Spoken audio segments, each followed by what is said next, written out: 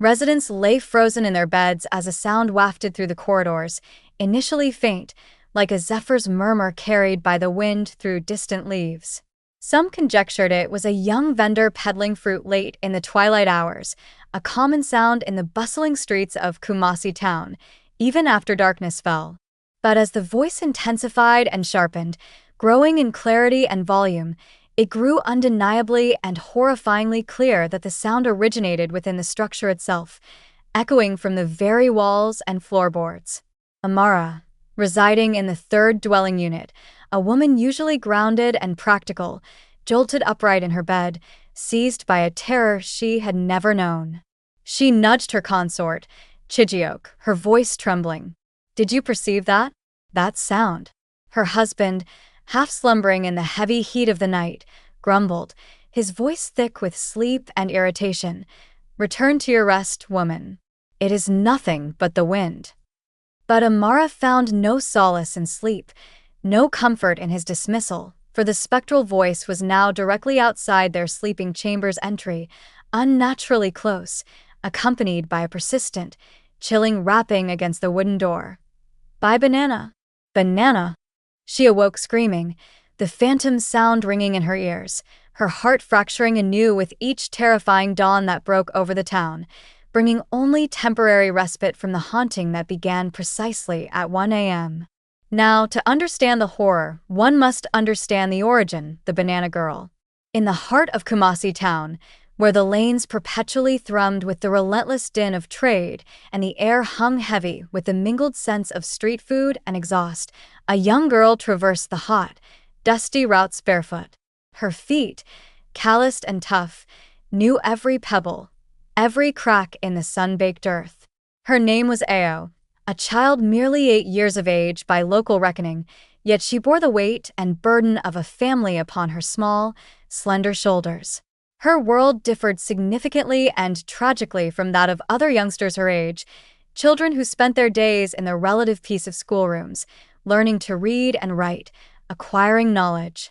While many her contemporaries attended school, acquiring literacy skills and dreaming of futures away from the struggle, Ao's classroom was the chaotic, bustling expanse of the Kasbah market and the surrounding streets, and her curriculum comprised harsh, unforgiving lessons in mere survival. Every sunrise brought not childish pursuits, but the grim necessity of earning enough to eat. Each morning, before the first timid rays of sunlight graced the earth and chased away the lingering coolness of the night, she was already awake in a modest, single-room dwelling unit. It was a place of stark poverty, with fractured mud walls that offered little privacy and a permeable roof that leaked miserably during the rainy season.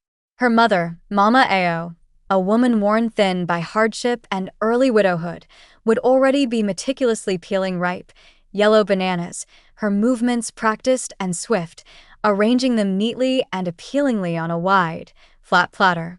"Ao, hasten.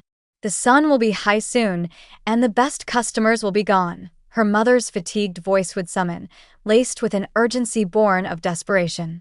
Ao was already fastening the faded, worn fabric wrap around her slender waist, a makeshift skirt. She rubbed her drowsy eyes, heavy with sleep debt, and with a practiced grace born of daily necessity, lifted the heavy tray, balancing it cautiously yet securely upon her small cranium. Her younger sibling, Kofi, barely 5 years old, sat on the worn mat in the corner, his eyes large and watchful, observing her preparations with silent understanding. His small abdomen often rumbled with hunger, yet he uttered nothing. He had learned early on that expressions of complaint or need only invited further sorrow and frustration in their already burdened home. Ao offered him a tender smile, a small gesture of reassurance, stepping over to stroke his head gently. "Kofi, my little one, I shall return with something sweet for you today, perhaps a little treat," she vowed, a promise she desperately hoped to keep. The boy nodded eagerly. He trusted her implicitly, as he always did, his hope resting entirely on her small shoulders. With a final, lingering glance at her mother, who was already preparing to depart for the market where she too toiled, vending small bags of roasted groundnuts to earn a pittance, Ao stepped into the wider, unforgiving world once more. Kumasi town, In the bright light of day was a locale of incessant motion, a vibrant, chaotic tapestry of life woven with threads of struggle and resilience. Merchants proclaimed their prices in loud, competitive cries, beckoning potential buyers. Motorbike riders navigated perilously through narrow passageways, their horns blaring incessantly, a constant background noise. The atmosphere was a rich, overwhelming blend of scents, the sweet aroma of roasted plantains intermingled with the acrid fumes of vehicle exhaust, the earthy smell of dust rising from the ground, and the cloying sweetness of ripe fruit. Yet, Ao was intimately familiar with every corner of these busy, demanding streets. She had traversed them, day in and day out, since she was barely capable of speech, a miniature vendor navigating an adult world. With her tray of bananas perfectly balanced upon her head, a skill honed through countless hours of practice, she commenced her customary call, her small voice clear and surprisingly resonant, cutting through the surrounding noise. "Buy banana. Banana." It was an invocation she had perfected over time, sufficiently loud to command notice amidst the clamor, yet sweet and hopeful enough to prompt potential customers to halt and consider a purchase. She progressed from street to street, expertly evading careless drivers, weaving through throngs of hurried pedestrians, and offering small, polite smiles to familiar countenances she encountered daily. Some individuals regarded her with a flicker of sympathy, a girl so youthful, forced to toil so arduously under the scorching sun. Others barely registered her presence, merely another child of hardship swallowed by the vast, indifferent expanse of struggle that defined so many lives in the town. But Ao never voiced discontent, never complained about the unfairness of her lot. She was accustomed to the protracted hours under the relentless sun, the oppressive heat that seemed to bake the very air she breathed, the aching soles of her small, bare feet. She had accepted that this demanding existence was simply her life, her fate, until that momentous day, the day everything underwent a drastic, irreversible alteration, the day her path tragically intersected with that of a man named Kwame. It was late afternoon, the heat beginning to relent slightly, but Ao had not achieved sufficient sales to satisfy her mother or her own hopes for Kofi. The sun had commenced its slow descent towards the horizon, casting long, distorted shadows upon the thoroughfares, stretching and twisting familiar shapes into something unfamiliar. She was on the verge of taking a shortcut homeward, her heart heavy with the prospect of returning with too few coins, when she passed an edifice in an unfinished state, an incomplete structure standing tall and solitary upon a vacant parcel of land that seemed oddly untouched by the surrounding chaos. Building blocks were piled high, waiting to be laid. Sacks of cement lay undisturbed, their contents hardening slightly in the humidity. Wooden planks were strewn haphazardly around, leftovers from preliminary construction. Something about the site felt amiss, felt wrong. The air surrounding it was too still, too quiet, devoid of the usual construction sounds, as though the very location held its breath in eerie anticipation. Yet, in her weariness and preoccupation with her meager sales, Ao did not accord it much thought. She raised her voice again, summoning her remaining energy, proclaiming her wares in a final push. "Buy banana. Banana." It was then that she apprehended a male voice responding, seemingly from within the stillness of the unfinished building. She momentarily froze, her small body tensing, directing her gaze towards the structure. A man stood in the shadows cast by the incomplete walls, partially obscured from view. He was well attired, even in that dusty, unfinished place, clad in a pristine white shirt that gleamed in the dim light and dark trousers, suggesting a person of means. Yet, there was something in his stance, something in the way he held himself, something disquieting and unsettling that pricked at Ao's nascent sense of caution. He beckoned to her, a deliberate gesture, summoning her forward, gesturing for her to approach him. "Come here, my dear. I wish to purchase some bananas," he called out, his voice smooth, perhaps a little too smooth. Ao hesitated. An internal impulse, a deep, primal warning, screamed for her to retreat, to turn and run without a second thought. She took a step backward, her small feet instinctively shifting away. But then, overriding that powerful instinct, she recalled her younger brother, Kofi, his hungry eyes, his rumbling abdomen. He was waiting for a treat. Mama Ao required funds for their next meal, for their very survival. And so, disregarding the warning that seared within her breast, pushing down the fear that was beginning to coil in her gut, Ao advanced. Her diminutive feet traversed the threshold, leaving the relative safety of the street and stepping into the penumbra, the cool, waiting darkness of the uncompleted structure. The tray upon her head swayed slightly as she moved, but she quickly stabilized it with a practiced adjustment. "How many do you desire to acquire, sir?" she inquired, forcing a polite, hopeful smile onto her face, her voice betraying none of her unease. The man's lips curved into a semblance of a smile that wasn't quite a smile, a cold, unnatural expression, and then, without warning, the world plunged into terrifying obscurity. The very moment Ao stepped into the unfinished building, the external world she knew appeared to dissipate entirely. The familiar street sounds, the blare of motor horns, the distant chatter of merchants, all faded abruptly into an unnerving silence, as though the building itself had swallowed them whole. A peculiar, unnatural coldness settled in the air, a stark contrast to the stifling heat she had just left outside. The distinct scent of damp concrete, fresh dust, and something else, something vaguely unsettling, permeated her nostrils. She shifted her weight uneasily, her small hands instinctively clutching the tray upon her head, trying to anchor herself in the disorienting quiet. "How many do you wish to buy, sir?" she reiterated, her voice a little softer now, hoping to conclude the transaction swiftly and depart from this strange, silent place. The man, Kwame, did not immediately respond. He remained motionless, observing her with a disconcerting expression, his gaze cold and calculating, stripping away her small facade of confidence. Then, slowly, deliberately, he took slow steps forward, reducing the distance between them, invading her personal space. "Are the bananas delectable?" he finally inquired, his voice still smooth, perhaps excessively so, like silk laced with something sharp. Ao forced the polite smile onto her face again, though an inner instinct, a frantic, screaming voice deep inside her, urged her desperately to pivot and flee, to drop the tray and run back into the sunlit street. Her intuition shrieked at her, broadcasting danger, but she suppressed it, pushing it down with years of ingrained obedience and necessity. She had been vending bananas for years. She had encountered all manner of patrons on the streets. Some were benevolent and kind, some were uncouth and demanding, some were merely peculiar and eccentric. Perhaps he was simply another peculiar one, she told herself, trying to rationalize the unease. "Yes, sir," she replied courteously, her voice small but steady.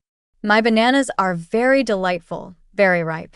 Well, how many do you intend to purchase from me then?" Kwame's lips curled into something that resembled a smile, but not quite, the expression not reaching his cold eyes. "I shall acquire the entirety," he stated, his voice low and final. Ao's eyes widened in astonishment. The entirety? All of them? That had never occurred previously in her years of vending. Most individuals purchased 2, perhaps 3 bananas at most for a quick snack. To buy the entire tray was unheard of, an unbelievable stroke of luck, or so it seemed for a fleeting moment. "You'll acquire the entirety," she repeated, a hint of disbelief and cautious hope entering her tone. He nodded slowly, a chilling certainty in his movement. "Yes. But first place them upon the ground. I shall tally the currency to pay you." Something within her wavered again, a flutter of renewed unease, yet the prospect of so much money, enough to ease her mother's burden significantly, was overwhelming. Money was money, and her family needed it desperately. She gingerly lowered the tray from her head, her movements careful and precise, setting it upon the dusty floor of the unfinished building. And it was at that precise moment that she sensed it, a tangible change in the atmosphere, a sudden, heavy tension that seemed to crackle in the air, as though the world around her had briefly ceased to spin, holding its breath alongside her.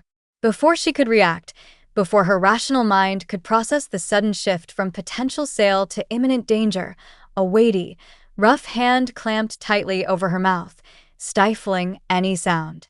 Her small, terrified scream was swallowed completely by the unnerving silence of the structure. Kwame hauled her deeper into the edifice, away from the entrance, his grip firm and unrelenting, pulling her into the darker recesses. Ao kicked and thrashed, her small body twisting in his hold, trying desperately to break free, but she was small, too diminutive, too frail to resist the brute might of an adult male driven by dark purpose. Tears welled uncontrollably from her wide, terrified eyes as she struggled against him, her muffled cries barely audible even to herself. She attempted to bite his hand, to sink her teeth into his flesh, but he merely tightened his hold, pressing harder, silencing her more effectively. There was no one near enough to hear her desperate struggle. No one would rescue her in this desolate, unfinished place. In the dimness of the building's interior, another form materialized from the shadows, a figure clad in a dark, ceremonial robe, with a countenance carved like stone, devoid of warmth or human feeling. His beaded adornment rattled softly, a chilling sound, as he stepped forward into the faint light, his eyes devoid of mercy, devoid of humanity, fixed solely on the struggling child. "Is she the correct one? The innocent blood we require?" he inquired, his voice dry and hollow. Kwame, breathing heavily from the exertion of restraining the child, nodded, his face a mixture of fear and grim determination. "Yes," he choked out. "She is the innocent blood we require for the foundation." The ritual priest's lips stretched into a chilling, predatory smile that sent a fresh wave of terror through Ao. "Excellent.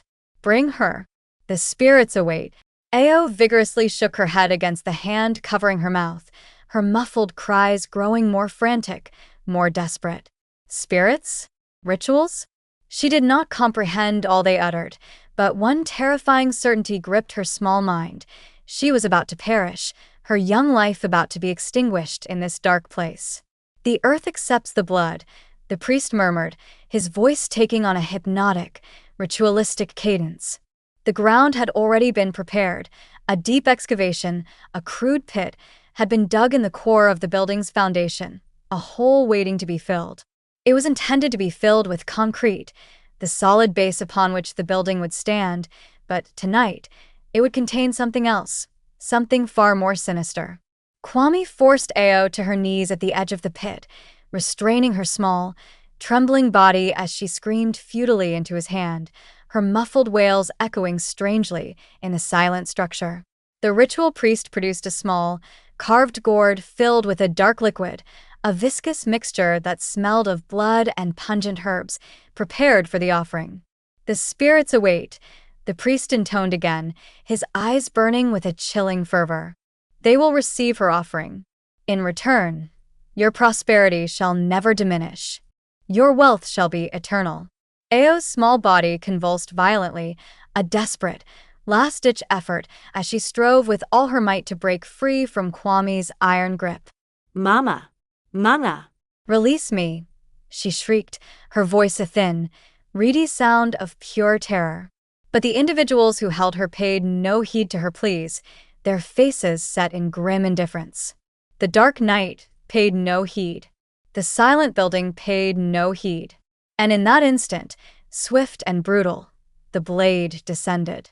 The acute, searing pain persisted for only seconds, a sharp, agonizing fire that ripped through her small body, then subsided abruptly, yielding to a vast, consuming silence.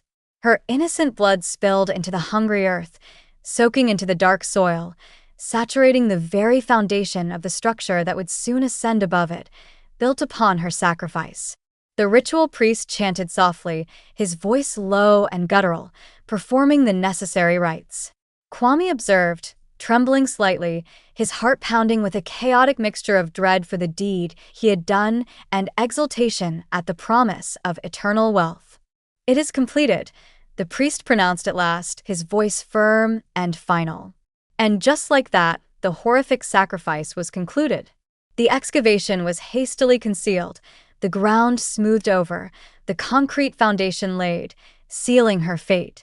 The edifice commenced its inexorable rise, a monument to greed built upon a child's life. But not all spirits find repose easily, especially not those taken so unjustly, so brutally. Months later, the building stood tall and imposing, a finished structure gleaming proudly beneath the bright Kumasi town sun. To the casual observer, it was simply another sign of progress, of prosperity. Kwame boasted about it incessantly to anyone willing to listen, his chest puffed out with pride, the memory of the sacrifice conveniently buried deep. "My abode shall endure eternally," he declared with smug confidence. "Nothing shall ever dismantle it. It is built upon a solid foundation." Residents, eager for modern accommodation, hastened to lease the new dwelling units, drawn by the promise of comfort and stability. Families relocated, bringing with them their belongings, their hopes, their dreams, imbuing the rooms with vitality, with laughter, with the sounds of ordinary existence. But deep beneath the foundation, in the dark, cold earth that had swallowed her life, something stirred, a presence, a whisper, a restless, vengeful soul that remembered everything. And soon, the initial, chilling omens began to appear. Precisely at 1 a.m., in the deepest, stillest part of the night, the whispers commenced, soft at first, almost imperceptible, like the rustling of unseen foliage just outside the windows, a sound easily dismissed as the wind. Then escalating, growing more insistent, more distinct, until one tranquil night, a resident awakened in terror to a chilling, familiar sound that seemed to penetrate their very being. "By banana! Banana!" The walls of their dwelling unit seemed to tremble faintly, the atmosphere within the structure turned unnaturally frigid, thick with a palpable sense of dread. The building, once a symbol of promise and a fresh start, had transformed, subtly but profoundly, into something entirely distinct, a dwelling of torment, a prison for the living. And Ao, the banana girl, was not finished. Not yet. Ao vanished. From the perspective of the bustling town, a single child disappeared, swallowed by the anonymity of the streets. The world did not cease its motion for her. The sun still ascended over Kumasi town each morning, painting the sky with vibrant hues. Merchants still opened their stalls in the Kasbah market, their cries echoing through the lanes. Children continued to engage in street games, their laughter ringing out. But for one woman, one mother, the world had fractured into a million irreparable pieces.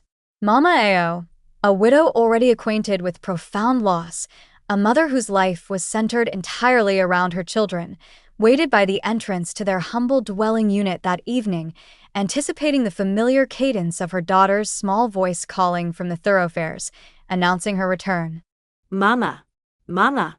"I am home." That was the routine, the comforting rhythm of their lives.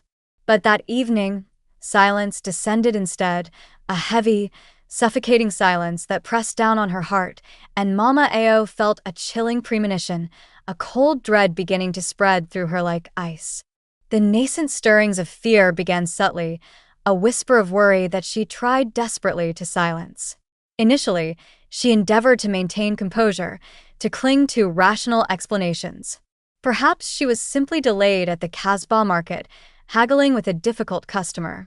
Perhaps she had taken an alternative, slightly longer path home, distracted by something she had seen. But as minutes stretched into hours, then into the long, terrifying darkness of night, a profound, twisting dread took root in her chest, tightening its grip with each passing second. She paced outside their dwelling, her fabric wrap cinched tightly around her waist, a nervous gesture, her feet restless and unable to find stillness. "Ao! Ao!" "My child, where are you?" She cried out into the empty street, her voice raw with mounting apprehension and despair. She inquired of the women seated outside their compound, seeking coolness in the evening air. She questioned the motorbike riders gathered at the intersection, the self-proclaimed kings of the road. She stopped the merchants closing their establishments, their faces tired after a long day. Have you seen my child? A small girl, selling bananas? Every response was agonizingly identical, delivered with shrugs or averted eyes. No, Mama Ao. We did not see her today. Not at all. Mama Ao felt her knees buckle beneath her, her strength draining away. Her daughter, her precious, hard-working Ao, was absent, swallowed by the vast, indifferent town. That night, she found no slumber, no rest for her tormented soul. She traversed the streets of Kumasi town, her bare feet pounding against the dusty ground, fueled by a desperate, maternal urgency. She rapped on doors, waking strangers, calling out to them, pleading for any information. She visited every establishment, every roadside vendor, every corner where Ao might have passed with her heavy tray of bananas. But no one had seen her. No one remembered seeing a small girl selling bananas after a certain hour. By morning, her voice was hoarse, barely a whisper, her feet bruised and swollen from the relentless search, yet she persisted in her quest, refusing to surrender to despair. She went to the Kasbah market where she procured the bananas, questioning the wholesalers. She conversed with merchants she knew, with drivers, even with those soliciting alms by the roadside, hoping someone, somewhere, had seen something, anything. Nothing. It was as though her daughter had simply dissolved into thin air, leaving no trace behind. And then, exhausted and heartbroken, she presented herself at the police station, a place of last resort for many of the poor. Upon her arrival, her garments were saturated with perspiration, clinging uncomfortably to her skin. Her eyes were crimson and swollen from weeping, her face etched with profound sorrow.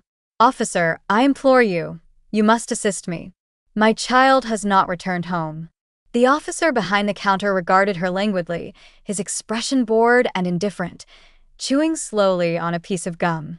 He seemed more interested in the fan oscillating overhead than the distraught woman before him. "What is her age?" he inquired, his tone dismissive. "She is 8 years old," Mama Ao replied, her voice trembling with a mixture of fear and hope. The officer clicked his tongue, a sound of impatience, and reclined further in his chair, his arms folded behind his head. "Madam, if it is the case that she has followed a male companion, you know how these young girls can be." No. "No, that is not possible. She would never undertake such an action. She is a good girl. My child's name is Ao." "My name is Mama Ao," she cried out, cutting him off, her voice rising in anguish. "Oh," the officer shrugged again, utterly uninterested, waving a hand lazily. "Children frequently abscond from home, madam. It happens all the time. She will return when she is ready." She sank to her knees on the dusty floor of the station, tears streaming down her face, blurring her vision. "I entreat you, please assist me. She has never absconded before in her life. She works, she sells bananas on the thoroughfares to help her family. She would not simply vanish like this." The officer sighed, a long-suffering sound, waving his hand dismissively, clearly wanting her to leave. "Madam, if she does not return after 3 days, come back and we shall file a report, then we can start looking." 3 days? 3 agonizing days of waiting, doing nothing, while her child was potentially in danger. Mama Ao felt the ground shift beneath her, the injustice of it all overwhelming her. Her daughter, her innocent child, was missing, perhaps lost or worse, and this man, this representative of the law, evinced no concern whatsoever. Her lamentations, her anguish, her desperate plea for help were utterly inconsequential to him. Slowly, stiffly, she rose to her feet, wiping her face with the edge of her fabric wrap, a flicker of fierce determination hardening her resolve. If the authorities, those meant to protect, would not assist her, she would locate Ao herself. And so, her solitary search endured for weeks that blurred into months. She sought relentlessly, her body and spirit driven by a mother's love and desperation. She ceased eating properly, her body growing gaunt and weak. She ceased sleeping, the nights filled with anxious pacing and fearful imaginings. She knocked on every door, interrogated every countenance, pushing past her weariness and the indifference of strangers. She frequented places of worship, humbling herself, requesting spiritual leaders to pray for her daughter's safe return, begging for divine intervention. She consulted indigenous healers, traditional spiritualists, beseeching them to help her perceive her daughter's whereabouts, offering what little she had for their guidance. Some told her Ao was still alive, somewhere out there.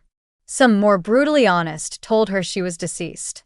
Some, in their weariness or callousness, told her to relinquish hope, to accept her loss and move on. But a mother does not relinquish hope so easily. Not while a flicker of possibility remains. Every night, without fail, her dreams were haunted by visions of Ao, calling to her from a distant, unseen place. "Mama, Mama, I wish to return home." The dream child's voice was thin and sad, filled with a longing that mirrored her own.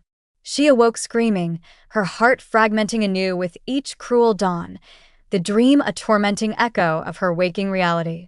She searched until her physical form could no longer function, until her body finally surrendered to exhaustion, until one day she collapsed by the roadside, her vitality utterly depleted, unable to take another step. She had no more tears left to shed. Her eyes were dry, red, and empty. And finally, in her moment of utmost physical and emotional frailty, lying there in the dust, she acknowledged the terrible truth that her mind had refused to accept. Ao was never returning. Her daughter was lost to her forever, and there remained nothing but to grieve, a solitary, silent grief that would consume her remaining days. As the months elapsed, the world progressed, oblivious to Mama Ao's private sorrow. The building where Ao had been interred, a tomb masquerading as a dwelling, stood completed, gleaming under the Kumasi sun, welcoming its inaugural residents. Mama Ao sat outside her humble dwelling, a solitary figure, her gaze fixed on the thoroughfare where her daughter once walked daily, her small figure balancing the heavy tray. Every day she waited. Every day she listened. Every day she harbored a tiny, stubborn ember of hope against all reason. But Ao never returned home, not in the way Mama Ao prayed for. Until one night, months after the searching had ceased, in the profound stillness of her lonely room, she heard it, a faint, distant voice, carried on the night air, yet seeming to emanate from everywhere at once. "Buy banana, banana." Her eyes snapped open, wide and disbelieving. She sat bolt upright in her bed, her heart hammering against her ribs like a trapped bird. It was inconceivable. She rushed outside, her bare feet slapping against the cool earth, scrutinizing the street, searching wildly in the darkness, but there was no presence there, no small figure with a tray. Only the whisper of the wind through the trees, the remote luminescence of the street lamps casting long, weak pools of light, and an empty road stretching into the distance.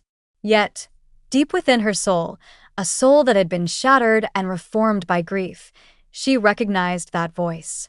Her daughter's spirit had not found peace. It was restless, calling out from the place where she had been silenced. And somewhere across Kumasi town, a tempest was brewing, a storm of spiritual retribution about to break. The building stood tall, its fresh coat of paint glistening deceptively under the Kumasi town sun, a stark, modern edifice amidst the older structures. To an observer, it was an emblem of accomplishment, a multi-unit dwelling constructed for those with affluence, a symbol of Kwami's success.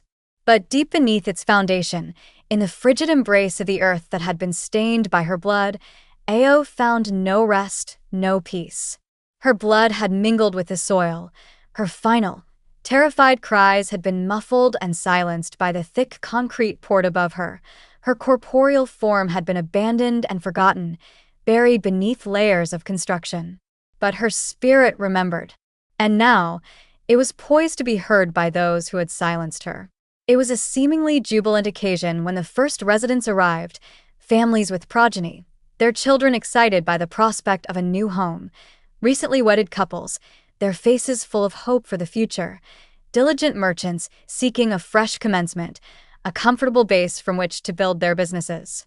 The structure comprised 6 dwelling units in total, each featuring ample rooms, polished flooring that gleamed invitingly, and expansive windows that welcomed the breeze from the street. Kwame, pleased with his venture and the rapid occupancy, collected rent from each family, his satisfaction evident, chuckling to himself as the funds accumulated in his hands, the tangible proof of his prosperity. "This dwelling shall grant me everlasting prosperity," he boasted to his associates, raising a glass of expensive drink. "It is built upon a solid foundation, one that will never fail me." He held no inkling, no premonition of what truly awaited him, of the price that would eventually be demanded for his ill-gotten gains. Initially, everything appeared conventional, perfectly normal. The residents settled in, arranging their furnishings, hanging pictures on the walls, sweeping their verandas, preparing their evening repasts over new cook stoves.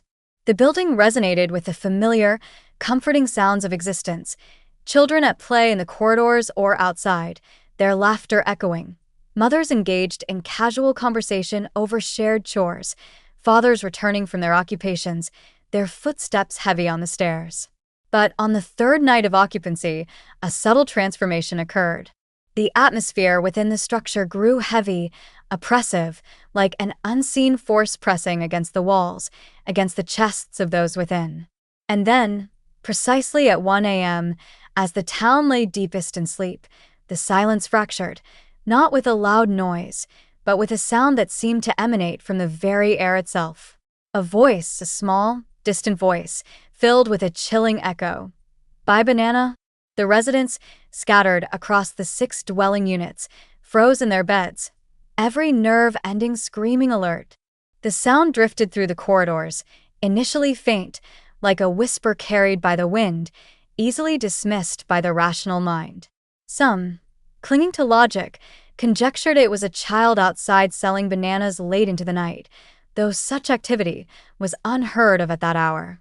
But as the voice grew louder, clearer, more insistent, it became terrifyingly evident the sound originated within the structure itself, resonating from the core of the building.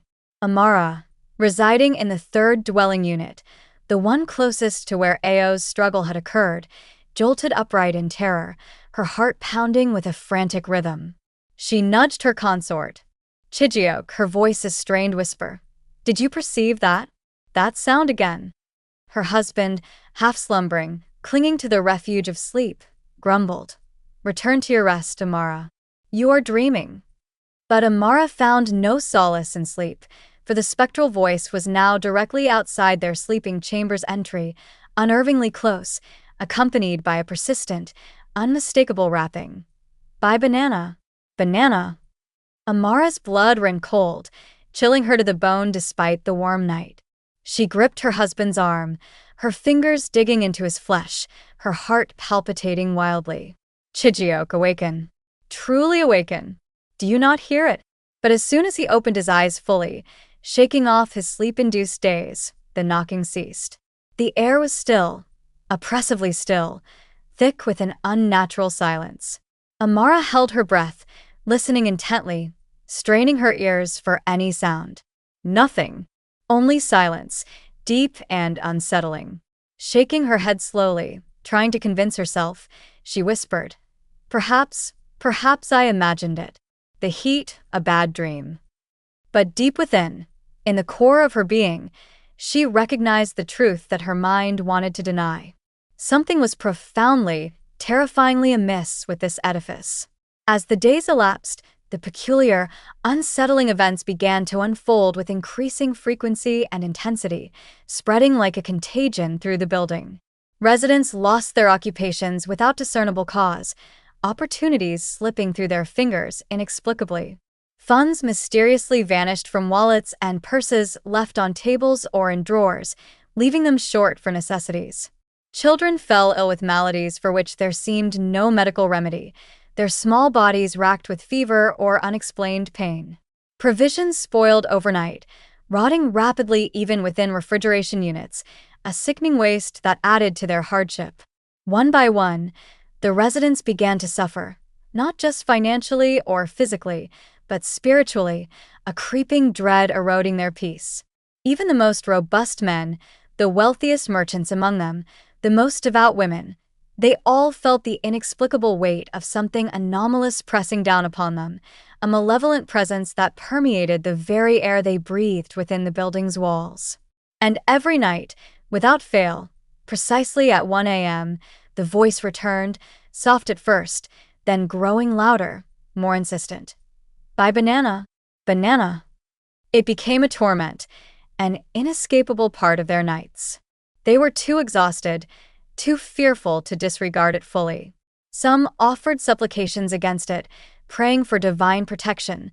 Some, in denial, refused to acknowledge its existence aloud. Some simply wept in terror. But the voice never ceased. And then came the visual manifestations, escalating the terror to a new level. A resident witnessed her, saw the source of a haunting.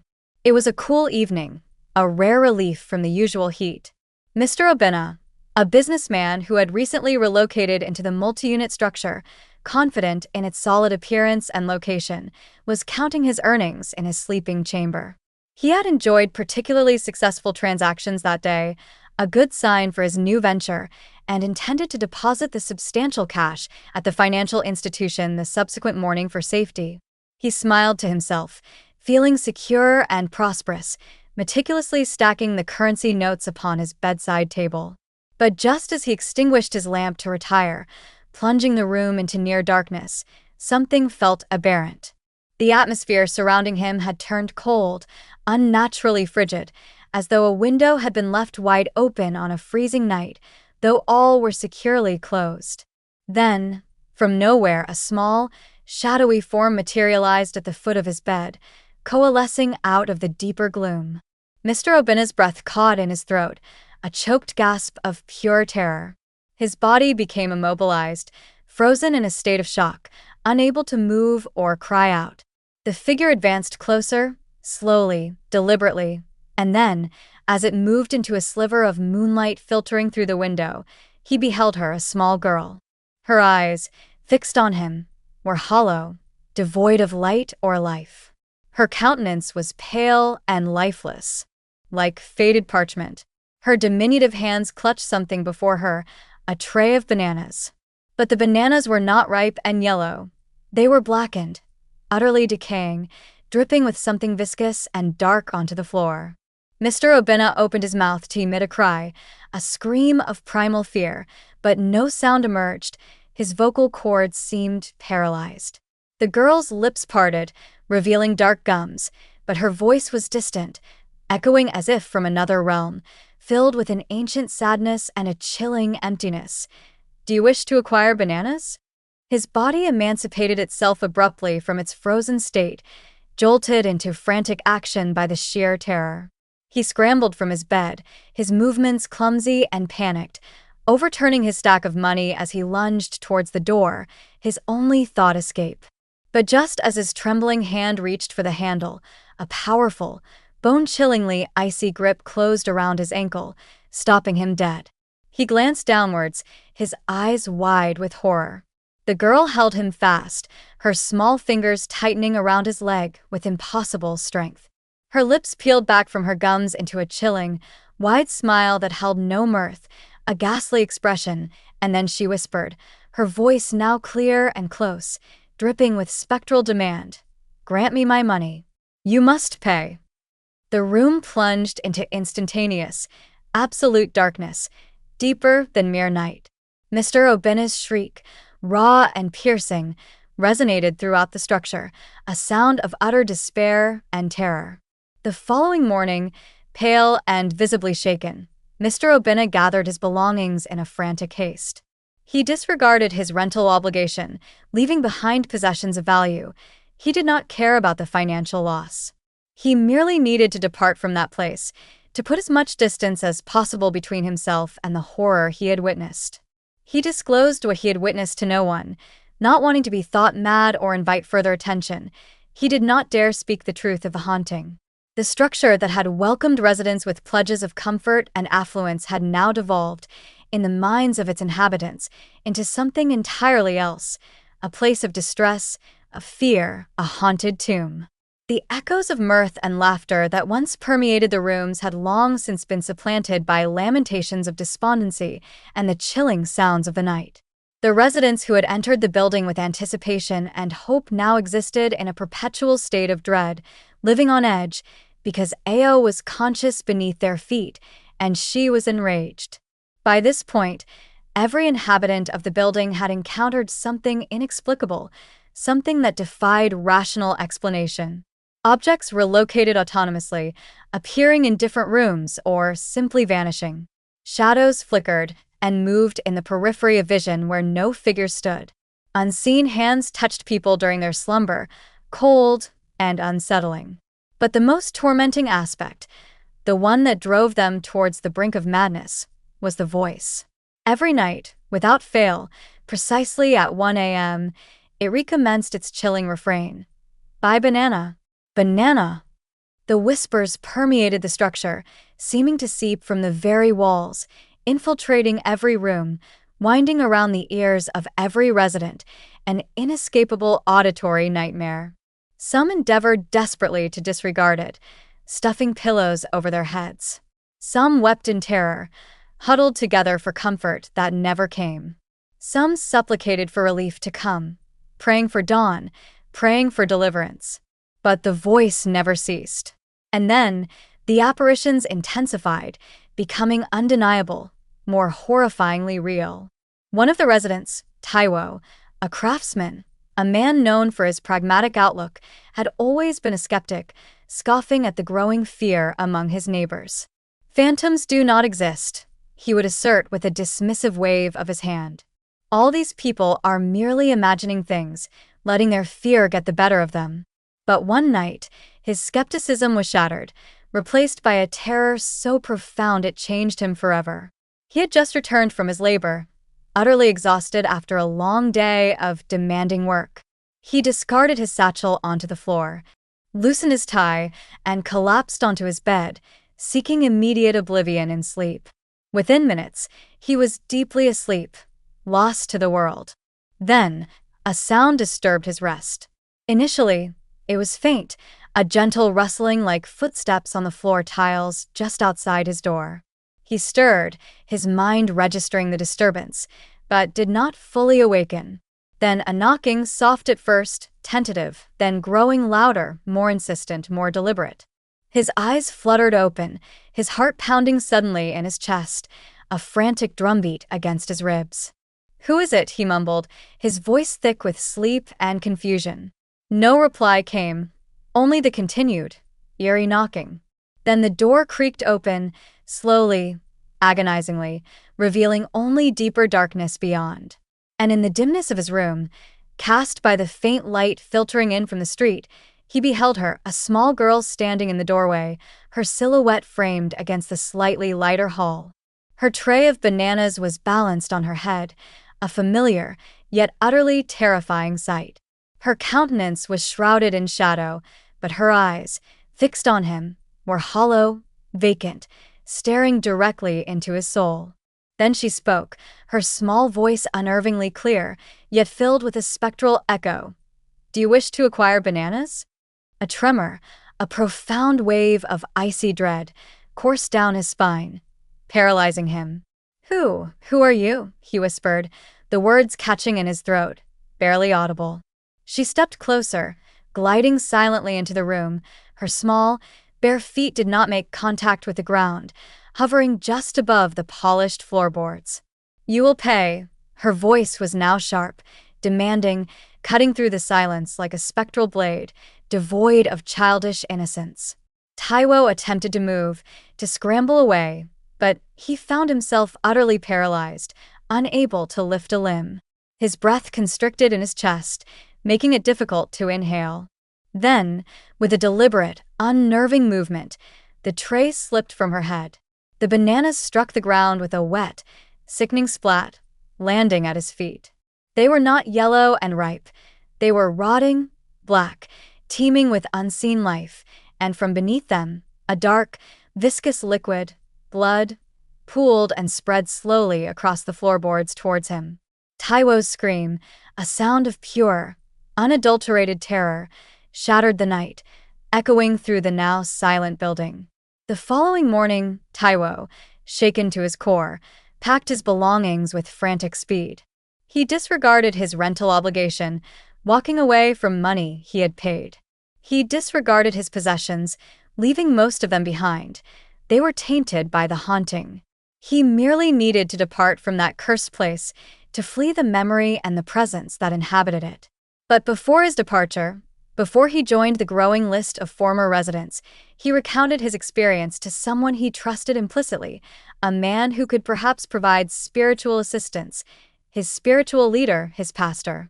At the Sunday service, Taiwo sat towards the rear of the sanctuary, unable to focus on the sermon, his mind agitated, tormented by the events of the night. He felt compelled to confide in someone, to seek help for the spiritual wound he had received. After the service concluded, he approached Pastor Adewale, the wise and compassionate man of faith who had guided him for years. "Pastor, I beg you, I need to speak with you urgently in private." There was something in Taiwo's eyes, a profound, raw dread, a look the pastor had seen only in those who had encountered true darkness, a dread that only originated from something unearthly. The pastor paused, his usual serene expression replaced by one of concern. "What troubles you so deeply, my son?" Taiwo took a deep, shuddering breath, then recounted everything that had occurred in the building, the unsettling whispers, the moving shadows, the physical manifestations, and finally, the horrifying apparition of the girl, the rotting bananas, the blood.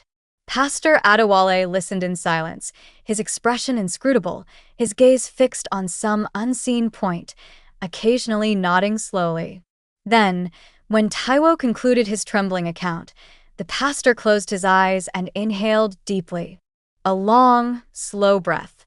"The spirit of the innocent cries out for vindication," he murmured, his voice low and solemn, stating a truth that resonated with ancient wisdom. Then his eyes snapped open, clear and resolute. "Conduct me to this edifice. I must see it for myself." That evening, as dusk began to settle over Kumasi town, the pastor arrived at the building, accompanied by Taiwo, who waited nervously at the entrance. The moment Pastor Adewale stepped inside the structure, he sensed it, a powerful, palpable presence, a spirit, trapped in suffering, that had been ensnared in this place for an excessive duration, denied peace. He traversed the structure slowly, moving from room to room, praying softly under his breath, permitting the sacred spirit within him to guide his steps. He walked with a quiet certainty, sensing the weight of the history, the pain embedded in the very fabric of the building. Then he halted, his gaze falling upon a specific point in the floor, above where the foundation lay, and a deep sorrow permeated his chest, a wave of grief for a life cut short. "She is here," he whispered, his voice filled with compassion and sorrow. Taiwo stared at him in bewildered fear. "Who, Pastor? Who is here?" The pastor turned to him, his expression somber and knowing. "A child was taken, my son. A child was interred beneath the structure, buried alive or murdered, and then buried here. Her soul finds no repose. It is bound to this place." A collective gasp emanated from the small group of other residents who had assembled, drawn by curiosity and fear, waiting outside the door to listen to the pastor's pronouncement. The truth of their torment was revealed, and it was more horrifying than their worst imaginings. Then the pastor raised his hand, his voice clear and strong, proclaiming judgment upon the structure. "This edifice carries a malediction. It is cursed. Whoever constructed it, whoever laid its foundation, spilled blameless blood in this place. Until justice is served for the innocent life that was taken here, no one shall experience tranquility within these walls. No one shall find peace here." Silence descended upon the group, heavy and absolute, as the weight of his words settled upon them. Then, one by one, their faces etched with fear and resignation, the residents commenced packing their possessions, their earlier hopes for a new life in this building utterly extinguished. No one desired to remain within a dwelling of demise, built upon a foundation of murder. By the subsequent morning, the building was vacated, its temporary life extinguished. It had transformed from a dwelling place into an abode abandoned by the living, yet still undeniably inhabited by the deceased. And somewhere across Kumasi town, in his opulent dwelling, surrounded by the wealth he had gained, Kwame slept peacefully, oblivious that his temporal existence, built upon the foundation of his terrible act, was rapidly waning because Ao, the banana girl, was approaching for him, and she would not relent until vindication was administered, until the scales of justice were balanced. The once vibrant multi-unit structure that Kwame had erected for his residence now stood empty and lifeless, a hollow shell in the heart of the town. Its fenestrations, once polished and luminous, welcoming the sunlight, now stared like hollowed eyes, reflecting only the empty sky. Its passageways, once filled with the mundane sounds of life, laughter, footsteps, conversation, now echoed only whispers of the past, the lingering presence of the torment that had driven the living away. The building had been deserted, left to succumb to decay and the slow reclamation by nature. But the curse had not concluded, because while the residents had departed, fleeing the haunting, Ao's retribution was merely commencing, moving beyond the confines of the cursed building. And now, her spectral form, her tormented spirit, was approaching for the one who had stolen her life, the architect of her demise. She was approaching for Kwame, to demand the final, terrifying payment. Kwame resided in his grand duplex, a luxurious manor distant both physically and psychologically from the edifice he had constructed with blood and perfidy. Life, for him, was favorable, even flourishing. The residents may have vacated his cursed building, but his prosperity remained, seemingly unaffected. He had new commercial ventures, more profitable holdings, new affiliations with powerful individuals. He had successfully persuaded himself that the rumors concerning the abandoned building were nothing more than idle chatter from superstitious people of weak disposition, easily frightened by shadows and whispers. "They fear excessively in this nation," he frequently remarked with a condescending laugh, sharing drinks with his associates, dismissing the supernatural tales as nonsense. But in the stillness of the night, when all was silent, when the distractions of wealth and company faded away, he was not laughing, because that was when it began, when the shadows in his own grand dwelling began to stir. It commenced subtly, almost imperceptibly. A soft tap on the pane of his window, like a gentle rain, began to fall, almost gentle, easily mistaken for something else. Kwame disregarded it, attributing it to the wind or settling of his large house. Then a whisper, faint yet distinct, carried on the night air in his room, a sound that chilled him to the bone. "Buy banana, banana." Kwame froze in his bed, his breath catching in his throat. His hands trembled as he reached for his communication device on the bedside table to ascertain the time, needing the reassurance of the mundane world. 1 a.m. His chest constricted with a sudden, inexplicable fear, a cold knot forming in his stomach. "I am a prominent individual," he muttered under his breath, trying to bolster his courage, shaking off the encroaching uneasiness. "I am wealthy, powerful. Phantoms cannot trouble me. It is a delusion." But the subsequent night, it intensified, growing bolder, more real. Kwame awakened abruptly, gasping for breath, his body drenched in perspiration, the sheets clinging uncomfortably to his skin. His room was shrouded in absolute darkness, deeper and more oppressive than mere night, but something felt profoundly wrong, felt alien. The air was dense and heavy, suffocating him, making it difficult to inhale. Then a shadow shifted in the corner of his room, a movement independent of the natural darkness. He turned his head slowly, his eyes straining to see, and there, standing by the entry to his chamber, was a diminutive figure, a girl. Her countenance was concealed in the gloom, her features obscured, but he knew. In the deepest, most primal part of his being, he knew exactly who it was. His breath caught in his throat again, a choked sound, as the figure advanced into the room, gliding silently. Her feet did not make contact with the floor, hovering just above the polished wood. Her hands clutched a tray of black, decaying bananas, just as Mr. Obina and Taiwo had described. And then she spoke, her small voice a chilling echo from the pit. "Do you wish to acquire bananas?" Kwame's body became rigid with terror, his mouth opened, but no sound emerged, trapped by fear. The girl's head tilted to the side, a movement that was both childlike and utterly terrifying, her voice soft and now almost mocking, dripping with spectral malice. "You will pay." A sudden, unseen gust of air swept through the room, unnaturally cold, knocking over his bedside lamp with a crash. Kwame lunged towards the illumination switch on the wall, desperate for light, for reality, but before he could reach it, the entire room convulsed violently. The windows rattled fiercely in their frames, the walls groaned as if under immense pressure, the very structure of the house seemed to shift and protest. Then the girl shrieked, her voice no longer small, but piercing and loud, a sound of pure, unrestrained spectral fury that tore through the room, shaking the very bedrock of the dwelling, the foundation of his life.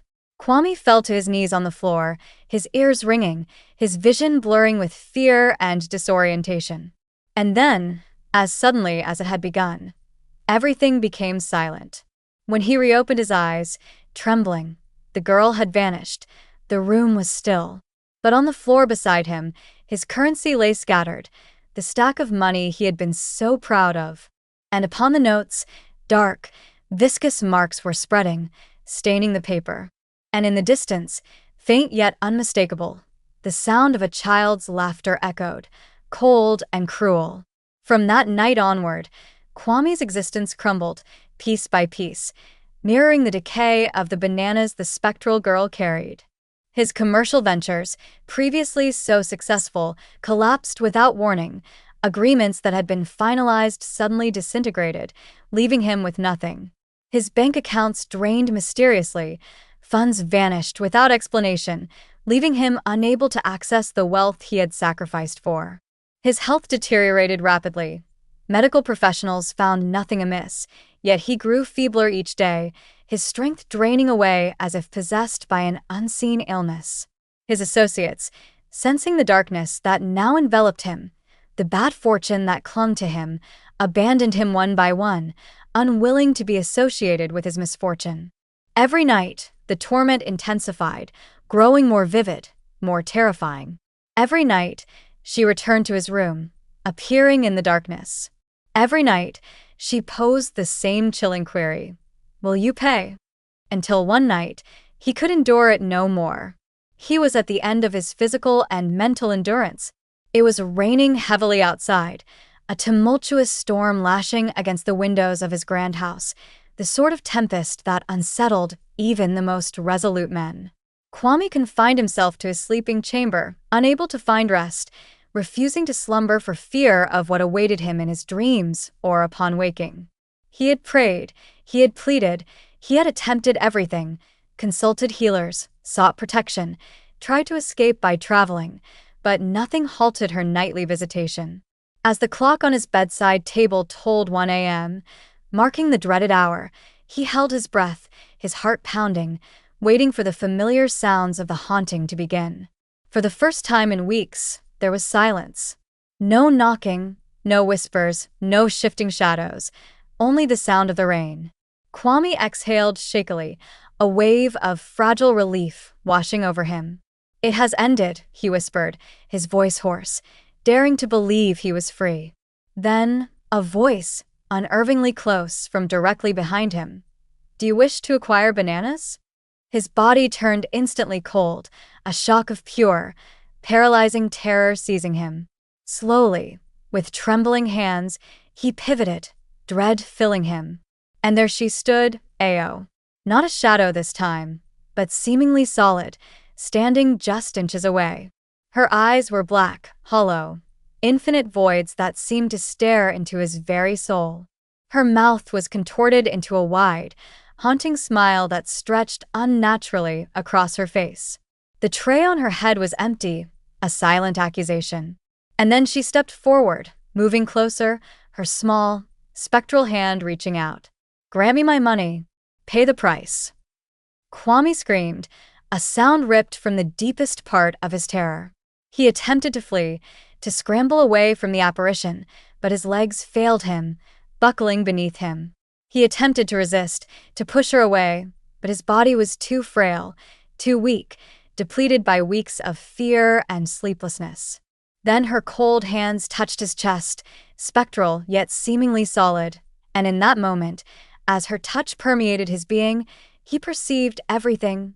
Every tear she had shed on the streets, every entreaty she had made for a sail, every moment of dread she had felt before her death, every fragment of pain and betrayal she had endured. It overwhelmed him, a torrent of suffering flooding his consciousness. His eyes rolled back in his head, his body convulsed violently, then collapsed to the ground, his final breath escaping his lips in a ragged sigh. And as he lay lifeless on the floor of his grand, now haunted, dwelling, the atmosphere in the room grew still, the oppressive weight lifting. The storm outside subsided abruptly, the rain ceasing as if on command. And in the darkness of the room, standing over his body, Ao smiled, a smile of cold satisfaction. Her retribution was complete. Kwame was deceased. But the narrative was far from concluded. His lifeless form was discovered the subsequent morning by a neighbor who had come to check on him. Lying upon the cold floor of his manor, his eyes wide with unadulterated terror, fixed on something only he had seen in his final moments. There were no physical injuries, no indications of struggle, no apparent cause of death, save for one chilling detail.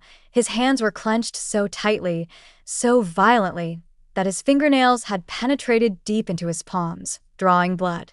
And beside him, on the floor, lying like a final, terrible calling card, lay a single, decaying banana, blackened and soft. The news propagated like wildfire across Kumasi town, sweeping through the markets and streets in hushed, fearful whispers. Kwame has perished. In his grand house. It is said spirits claimed him. It seems he offended someone he ought not to have offended, a powerful force. But those who were privy to the authentic account, the former residents of his cursed building, Pastor Adewale, those who had suffered within its walls, and Mama Ao, who had heard the distant call, required no conjecture, no speculation. They knew. Ao, the banana girl, had exacted her vengeance, and her spirit was still intertwined with Kwame, with the building, with the injustice that had ended her life. With Kwame deceased and his ill-gotten fortune dispersed or vanished, his properties were deserted. His grand manor remained vacant, accumulating dust and undergoing deterioration, a symbol of a life built on a rotten foundation. But the edifice he had constructed for residence, the building where innocent blood had been spilled to secure his fortune, became something far worse than merely abandoned.